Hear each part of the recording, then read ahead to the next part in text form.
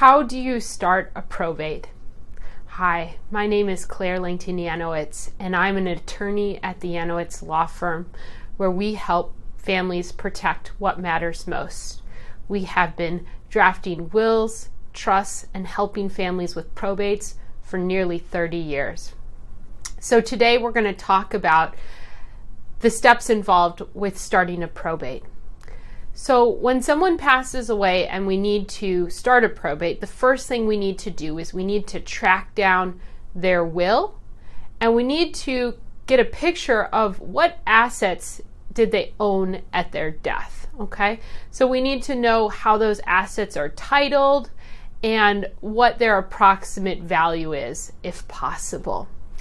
And with this information, we can start to fill out the probate petition. Okay, and once we have the petition filled out and signed, we can submit that to the court. And then the court writes back and oftentimes will give us a hearing date that is a few months out. Right now, in Olmsted County in Minnesota, the hearings are all being done over Zoom. And so in order to get ready for that court hearing, we have to do a couple of things.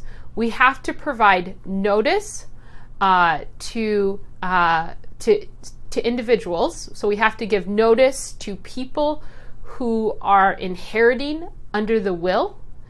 We have to give notice to the people who would inherit if there was no will. We have to give notice to any creditors. So those are a few parties that we have to give notice to.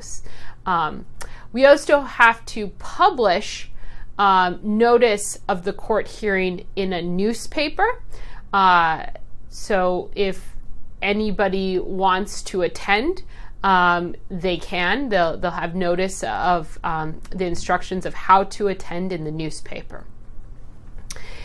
And then after we provide these various different notices, we have the hearing. If the paperwork is correctly filled out and no one contests, then oftentimes shortly after the hearing, then the court will sign a document called the letters testamentary, and this allows the executor or personal representative to start collecting the deceased person's property. So a common question I get is, how long after someone dies am I able to, start collecting the property, paying final bills, things like that? Well, oftentimes we are completely at a standstill until that hearing occurs, and that hearing oftentimes occurs a few months after the probate petition is submitted to the court. So we generally have a few months, 2 to 3 months waiting period after the petition is submitted before we can start collecting the assets of the deceased person. Thank you so much for your attention. If you have any questions about this video, feel free to give us a call. Our number is 507-252-8997.